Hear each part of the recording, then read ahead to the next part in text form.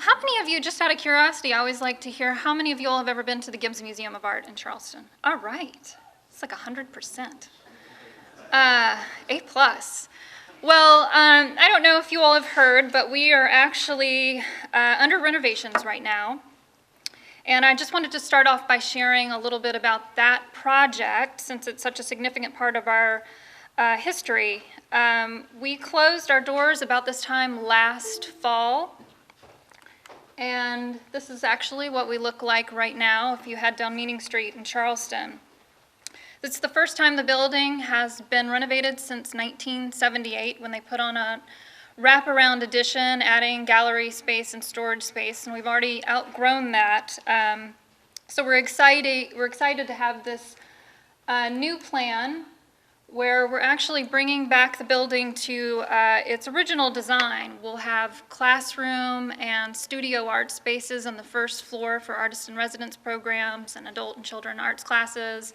And then we'll be able to dedicate the second and third floors to the display of our permanent collection and our special exhibitions, which will really be nice.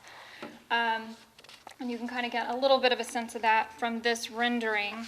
One of the nice things is we've never been able to store our collection all together in one space in the building, so there will be a small addition for art storage and sort of back of house features, and all new climate control systems and LED lightings, which are all things that the curators and collection staff get very excited about. But we'll have a feature in our art storage where we'll have viewing windows, so the public will be able to kind of peer into the storage areas and get a sense of what goes on behind the scenes in the museum, which I think is increasingly more and more fascinating to folks, which will be really nice. And then probably the most significant architectural feature at the Gibbes is the art glass dome of the original 1905 building, which is sorely needing of cleaning, and I don't even know, they've actually wiped down some of the spaces here on the art glass. This is looking down from the top. This is looking up at it.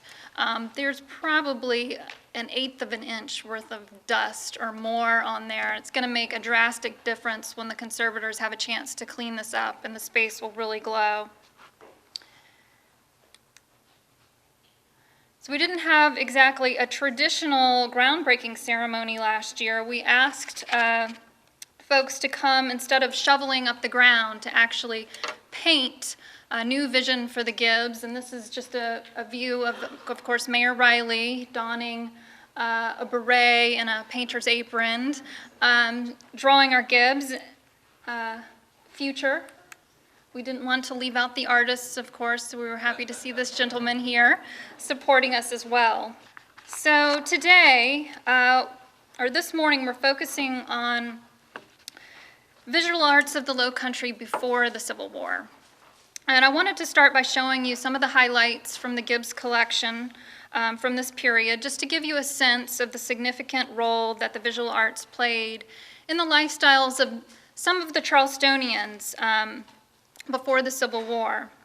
And then I want to talk to you a little bit about how over the last, I would say, 5 to 10 years, we've been re-examining our collection from this period through research and exhibitions in a way that I think really dynamically contribute to this conversation that we're having here at the Rice Forum on the rice plantation economy and all of the legacy that that brings to Charleston and the Lowcountry area.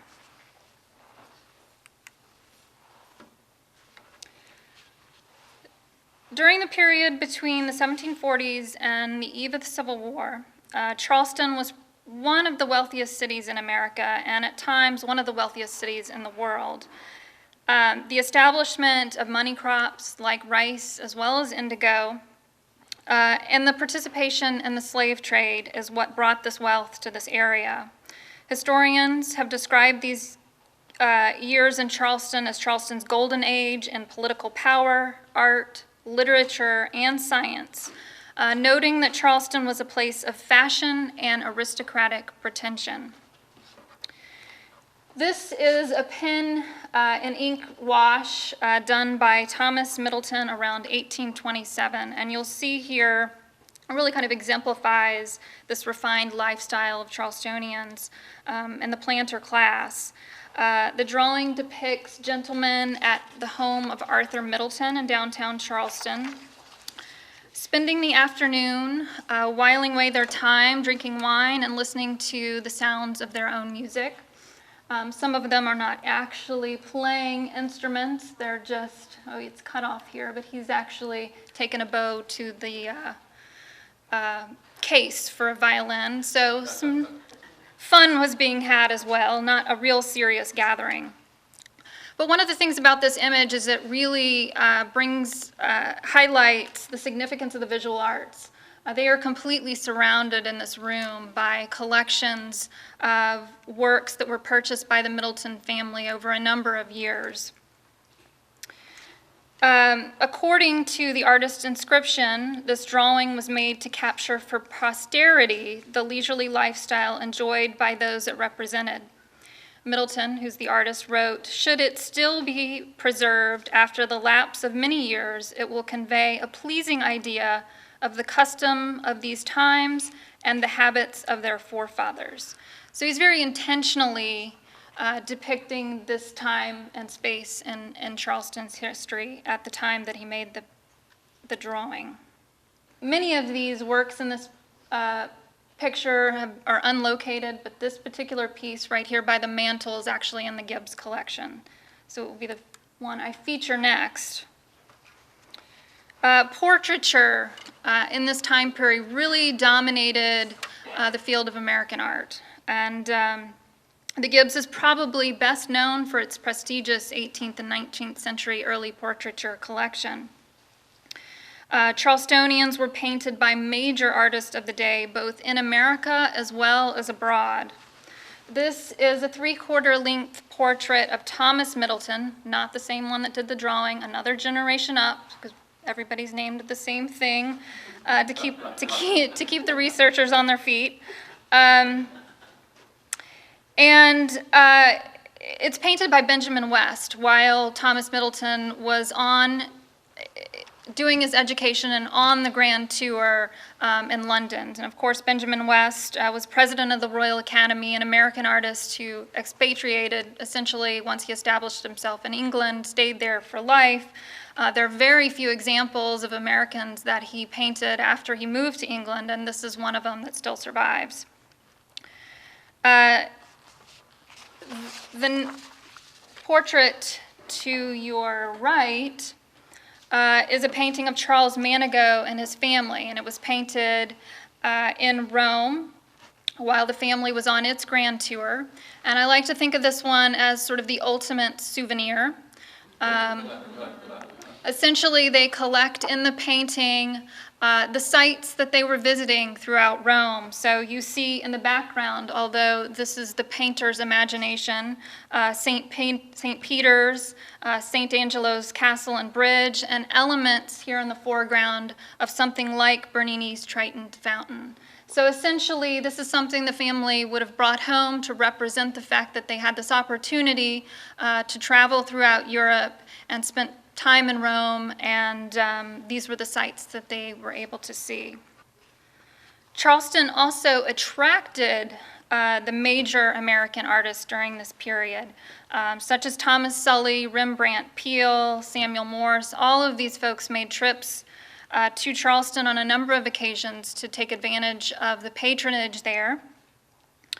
Charlestonians would also travel to places like Baltimore and Philadelphia to have their portraits made, and these are two good examples of that. This is a portrait by Thomas Sully of Sarah Gilmore, Mrs. Robert Gilmore, that was painted probably in Baltimore, potentially Philadelphia, by Thomas Sully shortly after her marriage to Robert Gilmore, who was well known for his art collection as well.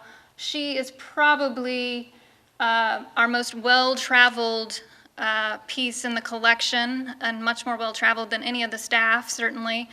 She was part of a major exhibition by the Guggenheim, I want to say 4 or 5 years ago, that traveled to several cities in China, to Spain, to Russia, so she's covered it all. And then, of course, this portrait of General Fenwick by Gilbert Stuart is an excellent example of Stuart's work in the Gibbes collection. Local Charleston artists Thomas Coram and Charles Frazier's, whose works you see here, are some of the earliest landscape views in America. They are inspired, of course, by the picturesque movement that was going on in England in the late 1800s, led by William Gilpin and people like Thomas Gainsborough. Instead of estate views, of course, these are plantation views. And this leads me to the second part of my presentation.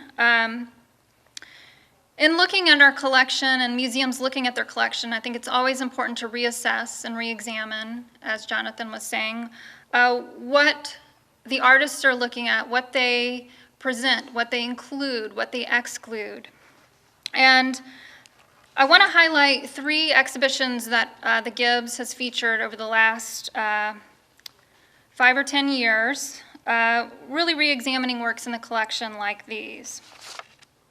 The visual omission of such a major part of Charleston's historic landscape in images like this, where you really don't see any evidence of the slaves that are supporting this very lavish lifestyle led by Charlestonians, is something that inspired an exhibition called The Landscape of Slavery, the Plantation in American Art.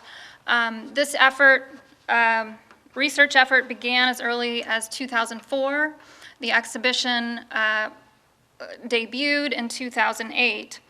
The Gibbes organized a group of prominent art historians to examine art relating to Southern plantations and slavery from the 18th century to the present, using works from the Gibbes collection as a starting point, but we really brought together works from all over the country. Their findings were published in an award-winning book called The Landscape of Slavery, the Plantation in American Art. Leslie King Hammond, who is in our audience today, was one of those scholars who brought this work to the fore, as well as John Michael Vlach, Roberta Sokolitz, Maury McGinnis, Alexis Boyland, and Michael Harris. And Angela Mack, who is our current director at the Gibbes, led the project. The exhibition, and you'll see a few exhibition photos here, featured major 19th century artists such as Eastman Johnson, Winslow Homer, Robert Scott Duncanson, and David Drake, as well as contemporary artists like Carol Walker, Carrie Mae Weems, Mary Jackson, John Biggers, Radcliffe Bailey, and of course Jonathan Green.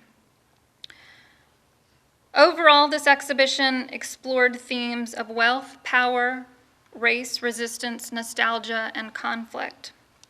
And just to give you an example of what I'm talking about, it considered plantation images such as this small oil painting.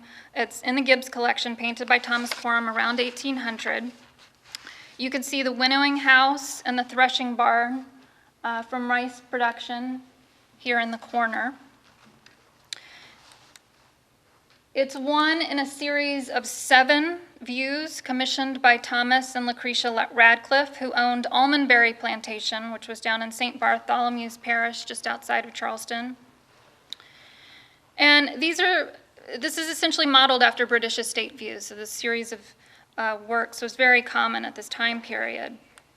Historical records suggest that the Radcliffes displayed these paintings in the vestibule of their townhouse in Charleston, where the pictures were on view in the stair hall. So it was something that visitors would have encountered when they first arrived in the house, sort of documenting not only their wealth of the townhouse, but the plantation lands that they owned around Charleston. Now you see elements of rice production and the plantation homes in each of these views, but there's no reference to the hundreds of slaves, and they owned somewhere around 300 slaves who were laboring in the fields. In contrast, this is a journal kept by Charles Hayward, something that's in the Gibbes archives, that records the day-to-day life at Rose Hill Plantation in Colleton County, and there's a wonderful overmantel painting of Rose Hill in the Charleston Museum's collection. And in contrast to the pictures we saw before, in this private journal, the presence of an enslaved labor force attending to the fields and all the other plantation duties is really evident on every page. And you see here in this corner, the slaves working under the direction of an overseer's whip.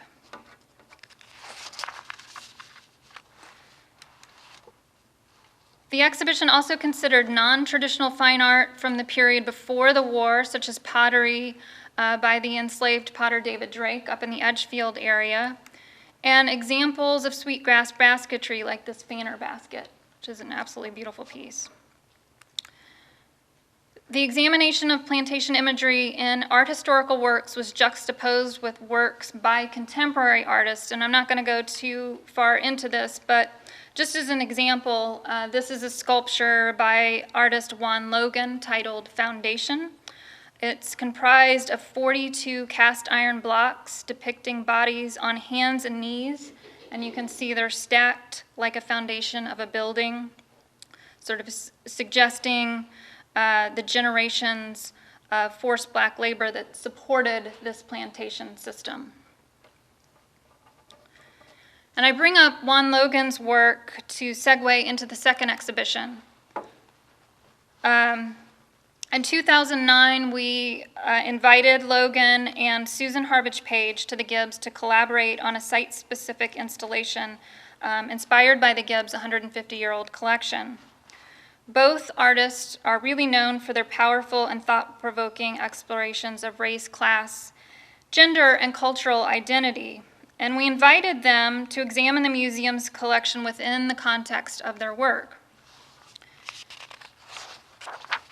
They created 5 installation pieces, juxtaposing works from the Gibbes collection with new works that they created for the site.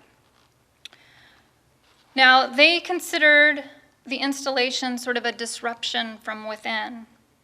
Their installations were intended to challenge visitors to consider how museum collections are formed, who forms them, what story is being told and who's telling it, and what has been left out. And I think it's important for us to consider these things as visitors, and when we're looking at individual pieces of art and when we're looking at collections as a whole. So this is a really nice reassessment of the Gibbes really entirely. So one of their pieces is titled Famous Last Names, and the artists, who you actually see here in the top photograph, this is Susan and this is Juan, brought together contemporary Charlestonians with planter names like Drayton, Middleton, Manigo, Alston. And photographs were made, and this is one of the photo shoots at the Mills House just down the street from the Gibbes. And then they were framed in gilt ornate frames from the Gibbes collection and displayed alongside portraits that were already a part of the Gibbes collection. So here are the examples of the portraits that were made for the collection and the frames that they were framed in. And these are all actually now accessioned works into the Gibbes collection. And this is the result. This is the piece hanging on along the walls of one of the main gallery.